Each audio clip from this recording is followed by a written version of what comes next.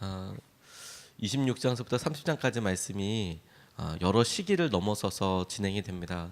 우리는 그냥 한 장으로 넘어가게 되지만 실제로 이 사이사이들마다 왕이 바뀌기도 하고 왕이 바뀌면서 하나님께서 새로운 메시지를 주시기도 합니다. 그래서 쭉 읽어나가면 보면 똑같은 말이 나오네 라고 생각하기 쉽지만 이 똑같은 말씀을 다른 왕 때 다른 사람들을 위해서 선포하고 그리고 다시 선포하고 다시 지적하고 계속 이렇게 반복이 됩니다. 그래서 이스라엘의 패역함에 대해서 지적을 하는데 이야기는 앞에도 나왔었는데 라고 생각될 때 떠올려야 될 것이 왕이 바뀌었구나, 사람들이 바뀌었구나, 장소가 바뀌었구나 이렇게 생각하시면 되겠습니다. 그러니까 하나님께서 예레미야를 통해서 여러 번 이스라엘 백성들에게 회개해라 회개해라 이렇게 말씀하고 계시는데 그 톤과 그 보이스 목소리에서 나오는 이런 간절함, 엄숙함 이게 계속해서 예레미야에게 나오게 됩니다. 오늘 우리가 읽었던 이 본문 말씀은 여호와의 성전 뜰에서부터 시작하는 26장서부터 성전 뜰에서 사람들에게 선포하고 하나님의 말씀을 선포했더니 거짓 선지자들이 나와서 예레미야와 전혀 다른 말을 또 막 하기 시작하고 그 대표적인 사람이 시드기야 때 하나냐라는 사람인데 나무 멍에를 매서 너희들 다 이렇게 바벨론으로 잡혀갈 것이다 예언하고 있는 예레미야의 멍에를 뺏어서 꺾어버리고 2년 만에 돌아오게 될 거다. 시드기야 때로 넘어가면서 이스라엘의 마지막 왕이 시드기야라는 왕인데 북이스라엘에는 호세야, 남유다에는 시드기야. 약 한 150년 뭐 이 정도 차이가 납니다. 이 시드기야 때는 이미 1차, 2차 바벨론에게 포로가 잡혀가고 이제 3차 마지막으로 포로로 잡혀가게 될 완전히 이스라엘을 패망하게 될 이 시기를 앞두고 있었습니다. 그러니까 벌써 1차, 2차가 넘어가게 된 거죠. 그러니까 이미 사람들 사이에 흉흉한 것들, 포로로 잡혀간 것들에 대한 여러 마음들이 있을 때에 예레미야가 이렇게 말하니까 2년 있다가 다 돌아오게 될 거다. 하나냐가 그렇게 이야기해서 거짓 선지자로서 하나님이 주신 말씀이 아님에도 불구하고 전했다가 그 해에 죽음을 맞이하게 됩니다. 하나님께서 나무 멍에 꺾었다고 쇠 멍에 만들어서 이렇게 끌고 가겠다. 이 내용이 이제 오늘 우리가 읽어야 될 분량 가운데 나오는데 오늘 우리가 읽은 이 본문 말씀은 예레미야가 그런 일을 거치면서 이미 바벨론으로 끌려가 있는 포로들에게 1차, 2차에 거쳐서 바벨론으로 끌려가고 있는 포로들에게 쓴 편지 내용입니다. 이제 예루살렘은 멸망해 가고 있는데 마지막 단발말을 막 숨쉬듯이 막 그렇게 하고 있는데 이미 끌려간 사람들에게 이미 절망을 경험하고 이미 포로 길을 살고 있는 사람들에게 예레미야가 하나님께로부터 계시의 말씀을 전했던 말씀을 주목하고 보니까 놀라운 거죠. 놀라운 거죠. 그러니까 지금 심판이 다 끝난 게 아니라 이제 1차, 2차, 3차 마지막을 앞두고 있는데 그 이미 벌을 받고 있는 사람들에게 주신 그 말씀은 이 앞으로 이 멸망을 겪어야 하는 마지막 세대에게 똑같은 희망의 메시지가 되고 똑같은 약속이 되는 것이겠죠. 그 말씀을 주목하고 보니까 70년 후에는 돌아오겠다 이 얘기입니다. 70년 후에 돌아오겠다. 내가 너에게 주고자 하는 마음은 평안이다. 평안이다. 10절부터 11절 말씀을 보면 여호와께서 이와 같이 말씀하시느니라 바벨론에서 70년이 차면 내가 너희를 돌보고 나의 선한 말을 너희에게 성취하여 너희를 이곳으로 돌아오게 하리라.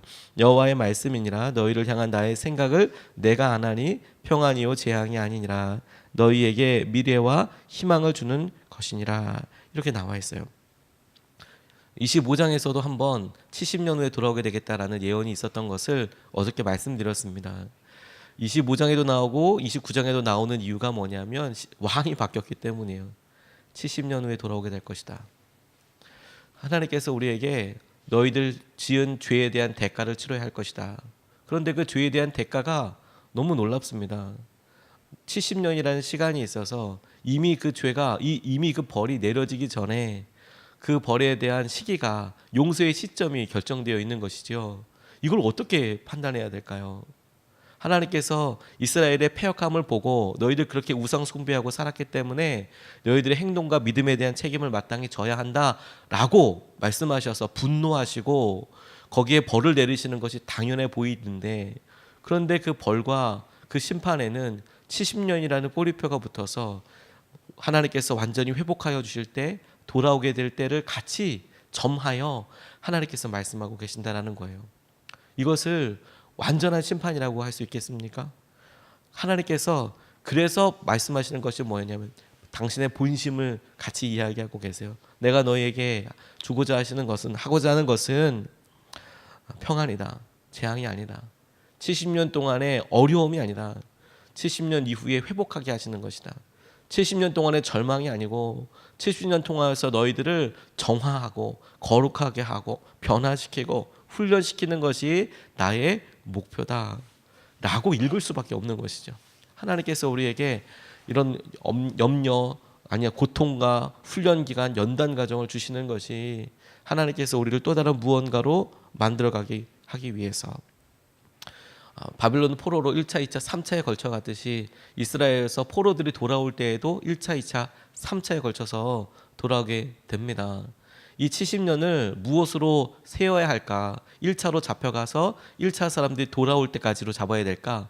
아니면 1차로 잡혀갔고 3차로 돌아오게 된, 마지막까지 돌아오게 된 그 숫자로 잡아야 할까 하는데 다 70년이 되지 않습니다. 그런데 너무 놀라운 하나님의 섭리가 뭐냐면 이스라엘 백성들이 믿음으로 고백하였던 성전이 예배터가 무너지고, 그리고 나중에 이 예배터가 예배당이 다시 서고 스룹바벨과 에스라 와서 세우고 했던 그 시점, 성전이 다시 세워지고 성전에서 다시 예배가 드려지는 그 시점까지가 딱 70년이 되는 것이죠. 우리가 무너져 있는 예배, 무너져 있는 성전이 회복된 그 시점, 70년 돌아오게 될 거다. 그 말은 하나님께서 더 이상 우리에게 예배를 받지 않으셨다가 예배를 받으시는 그 시점부터 하나님께서 우리를 이끄신다라는 것이죠. 우리가 바로 그 시기를 살고 있습니다. 김병년 목사님 사모님 이야기를 여러 번 말씀드렸습니다. 이 김병년 목사님의 사모님이 셋째 아이를 출산하다가 아이를 낳은 지 3일 만에 사흘 만에 뇌졸중으로, 그러니까 3일이죠. 3일 만에 뇌졸중으로 거의 식물인간 상태로 들어가게 되셨습니다. 그러니까 거의 뭐 모든 일들을 다 이제 수발을 해야 하는 것이죠. 화장실까지도 다 이제 목사님이 다 그렇게 하셔야 하는데, 아내가 사모님이 목회 열심히 하고 개척교회 이렇게 하고 있는데 갑자기 쓰러지셔서 전적으로 이제 다 이제 케어를 해야 하니까 얼마나 고되시겠습니까? 또 목사님 가정이니까 사람들이 와서 이렇게 위로를 하더래요. 하나님이 목사님을 크게 쓰시려는 것 같습니다. 하나님 목사님 크게 쓰셔서 이런 일을 주시는가 봅니다. 그런데 그 이야기를 들으면 목사님이 너무 화가 나셨대요. 그러면 당신도 크게 쓰려면 당신에게도 이런 일이 있어야겠네요. 이런 생각이 혼자 들을 정도로, 무슨 말이냐, 고난당한 사람한테 특별히 크게 쓰실 것이라면 이게 얼마나 속이 더 상하던지. 아내가 당장 이렇게 하고 있는데 이게 무슨 말이냐, 이게 도대체 이게 위로가 되냐, 이렇게 마음속에 너무 힘드셨대요. 거기다가 본인이 아내를 생각해서 따뜻하게 해준다고 말도 못하고 그냥 그대로 누워만 있으니까 표현도 전혀 못하고, 그런 상태에서 아내를 돕기 위해서 전열기구를 이렇게 발에다가, 추우니까 교회 안에서 사는 거 쉽지 않거든요. 추우니까 전열기를 이렇게 감아줬는데 불이 난 거예요. 그래서 발목을 절단하게 되는 일이 있었습니다. 뇌출혈이 되고 그런 거는 그건 어떻게 그렇다고 하지만 이 사고는 자기의 부주의 때문에 그러니까 더 말도 안 되고 너무 힘든 거죠. 장모님도 오셔서 기도하면 난다고 막 계속 그렇게 이야기하셨는데, 기도원에 가서 뭐 금식 기도도 해보고 뭐 이렇게 하는데 아내가 깨지도 않고, 그런데 거기다 이런 일까지 있으니까 정말 어떻게 뭐 살 수 있는 마음속에 희망이고 뭐고 다 꺼져버리고 너무너무 어려우시더래요. 기도가 되는 것도 아니고 찬양이 되는 것도 아니고. 그런데 그렇게 부주의 때문에 다리 절단 수술을 하고 그렇게 돌아오는데 여러 치유 과정을 있는데, 뭐 찬송 때문에 노래가 터지는 게 아니라 노사연의 사랑이라는 노래를 듣자마자 비상도로에 차를 세워놓고 크게 따라 부르면서 우셨대요. 이게 무슨 얘기냐고 그러면서 막. 그런데 그렇게 화상으로 해서 치유를 받고 그냥 뭐 수술이라고 잠깐 끝나는 게 아니라, 아무리 식물인간 상태여도 그래도 몸이 정상화되기 위해서 입원하고 이제 화상에 대한 치료, 절단에 대한 치료를 받고 있는데, 본인이 오래전에 약속해 놓은 집회 하나가 있었답니다. 마음 같아서는 정말 절대 가기 싫지만 그래도 자기가 있었던 선교단체의 후배들에게 말씀을 전하는 시간인데 전하러 가지 않을 수도 없고 전해야 하는데 정말 뭐 끌려가는 심정으로 가는데 할 말도 별로 없더랍니다. 아내가 지금 화상으로 사경을 헤매고 있는데 이제 무슨 말인가 싶기도 하고, 그래서 뭐 말씀 뭐 어떤 거 잘 전했는지도 잘 모르겠고 청년들과 함께 손을 두고 이렇게 하나님께 소리치자고 하나님께 이렇게 기도하자고 이야기하셨대요. 그게 뭐였냐면 하나님 저 좀 그만 때리세요. 하나님 저 좀 그만 때리세요. 근데 그렇게 고통 속에서 하나님 앞에 막 이렇게 외치는데 그곳에 똑같이 그렇게 그런 마음으로 상한 마음으로 갖고 있었던 청년들이 너무너무 많더라. 하나님 저 좀 그만 때리세요. 너무 아파요. 저 좀 그만 때리세요. 그러면서 이 목사님이 그렇게 이야기하고 계세요. 다른 사람들의 위로를 통해서 그렇게 위로를 받은 게 아니라 하나님께 그렇게 기도하고 하나님께 이렇게 매어 달리고 나니까 주님께서 깨닫게 하신 것이 말씀이 뭐냐면 고통 속에서 나는 하나님을 인생을 사랑을 알아가는 중이다. 고통 속에서 나는 하나님을 인생을 사랑을 알아가는 중이다. 그렇게 말씀하시더라고요. 고통 가운데 내가 그렇게 알아가게 되더라. 70년이라는 시간 동안에 이게 무슨 의미야? 하나님께서 하나님을 사랑을 인생을 알게 해주시죠. 우리가 여전히 우리 삶에 잘 이유도 알 수 없는 고난이 있고 어려움이 있다고 생각된다면 예레미야에게 하신 하나님의 이 본심을 붙잡아야겠습니다. 11절 말씀에 여호와의 말씀이니라 너희를 향한 나의 생각을 내가 아나니 평안이요 재앙이 아니니라 너희에게 미래와 희망을 주는 것이니라. 70년이라는 고난의 시간이 희망을 주는 것이다. 아직 이스라엘 백성이 70년 시작하기도 전인데 이제 막 시작하는 초입인데 너희에게 주는 생각은 평안이다. 재앙 아니다. 미래와 희망을 주는 것이다. 70년의 고난에 집중하기보다 하나님이 약속하신 약속에 우리가 말씀을 붙잡고 일어났으면 좋겠습니다. 두 번째로 주목하고 붙잡고 싶은 것은 기도를 들어주시겠다라는 약속입니다. 12절 13절 말씀에 보니까 너희가 내게 부르짖으며 내게 와서 기도하면 내가 너희들의 기도를 들을 것이요 너희가 온 마음으로 나를 구하면 나를 찾을 것이요 나를 만나리라. 이렇게 이야기하고 있습니다. 하나님께서 너희들이 기도하면 내가 들어주겠다. 너희들이 기도하는 대로 내가 너희를 만나주겠다라고 말씀하고 계시는데 이 말씀을 오랫동안 묵상하면서 질문했던 내용이 이렇습니다. 이게 기도를 들어주겠다는 시점을 언제라고 생각해야 할까라는 것이죠. 주님께서 예레미야를 통하여 70년 동안의 환난과 이후에 주님께서 하실 회복에 대해서 말씀하셨는데 너희들이 기도하면 기도를 들어주겠다라는 것이 70년 후를 말하는 것일까? 아니면 70년 기간 동안에 말씀하시는 것일까? 제 안에 다양한 가능성들이 질문되게 되었습니다. 왜냐하면 70년 동안 실제로 기도하는 사람들이 없었을 것 같지는 않은데 그 기도에 대해서 하나님께서 거의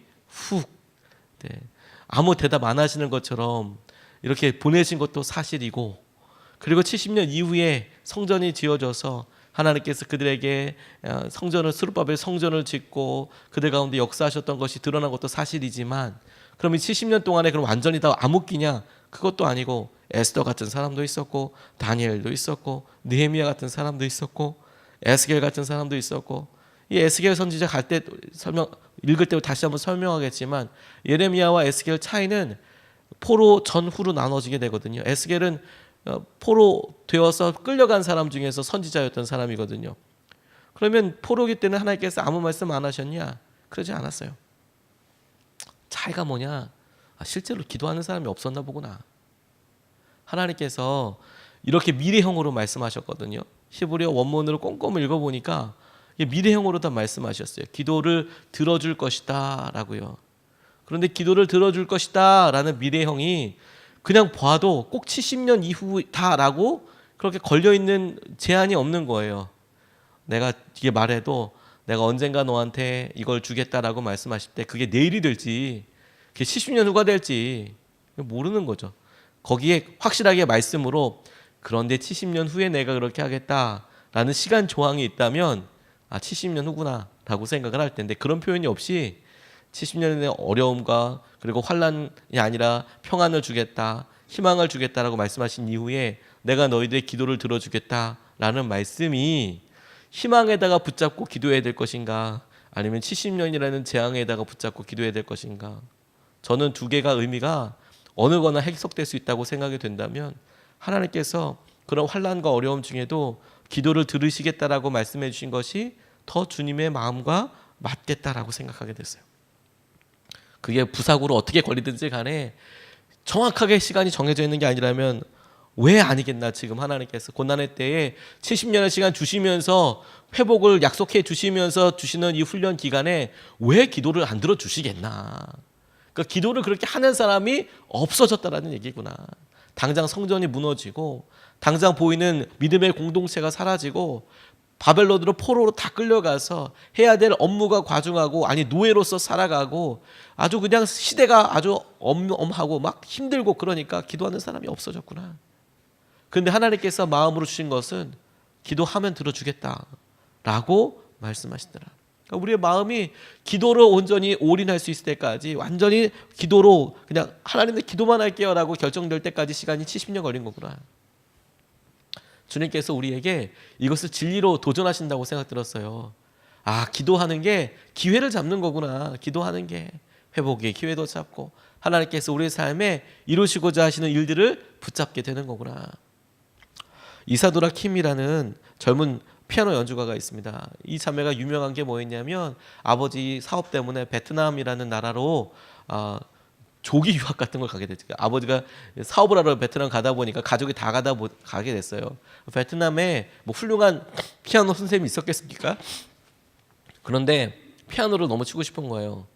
그러니까 피아노 연습을 어떻게 했냐면 유튜브라는 동영상을 통해서 본 거예요. 그리고 아주 유명한 연주가들이 있습니다. 뭐 호로비츠 같은 사람들, 마리타 아르헤리치 같은 사람들, 뭐 이런 사람들 유명한 대가들의 그 유튜브를 보면서 그걸 따라서 막 연주를 한 거예요. 그래서 정말 놀랍게도 미국의 카네기 홀이라고 거기에 뭐 아무나 다 들어갈 수 있는 게 아니고 진짜 엄선된 사람들 최고의 연주가들이 설 수 있는 연주 홀이거든요. 우리나라도 예술의 전당 같은데 아무나 가서 노래하고 싶다고 노래할 수 있는 게 아닙니다. 그 사람의 여러 사전 지식도 그다음에 여러 경력들도 해서 올라갈 수 있거든요. 예술의 전당의 미국판, 미국의 아주 유명한 카네기홀이라는 곳에 단독 독주회가 열린 거예요. 그리고 엄청난 호평을 받았습니다. 10분간의 기립박수. 젊은 여고생이 선생님 없이 유튜브로만 연습해서 이렇게 쳤다고 하니까 뭐 사람들이 그래서 그것을 들은 막 사람들이 블로거들이 연주평을 뭐 엄청 좋게 올려준 거예요. 이거 너 평생 쭉 들어야 된다, 다 들어야 된다, 막 이렇게 막 난리가 났어요. 그런데 이 이사도라 김지은이라는 사람의 길이 열리지 않았습니다. 대학도 떨어지게 되고 연주길도 막히고 너무 이상한 일이 일어나게 되죠. 그녀가 해외로 봉사활동을 나가게 돼요. 예수 그리스도 믿는 그래서 이스라엘에 가서 봉사하다가 하나님께서 기도하는데 마음을 주세요. 기도하는데 한국에 가서 내가 찬양으로 사람들에게 섬길 수 있도록 하여야겠다. 찬양으로 섬길 수 있는 길을 열어야겠다. 길을 완전히 이렇게 바꿔주시는 거죠. 이 청년이 내가 기도하고 기도하는데 열리지가 않아요. 대학도 떨어지게 되고 내가 이렇게 연주 활동도 끊어지게 되고 스폰서도 떨어지게 되고 그래서 뭐 어디 하게 됐는데 카네기홀에 갔을 때만큼의 그런 정점인 것처럼 그때를 다시 올라가는 게 아니라 내게 다시는 그런 기회가 없어 보이는 거예요. 그래서 기도하게 됐더라.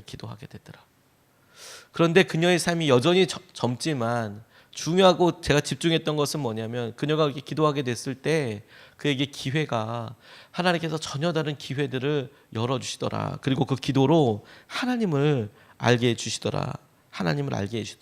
그녀가 뭐라고 인터뷰에서 고백했냐면 저는 유명한 연주자가 되는 것이 꿈이 아닙니다. 하나님이 주신 재능을 땅에 묻어만 두지 말고 하나님을 위해 써야 한다고 생각합니다. 제가 복음을 전하는 날이 그 사람에게는 복음을 들을 수 있는 마지막 날일지도 모른다는 생각으로 복음을 전할 것입니다. 누군가 저를 통해 꿈을 포기하지 않고 살아내야지가 아니라 저 사람처럼 내 인생을 하나님께 바쳐야겠다는 변화를 주고 싶습니다.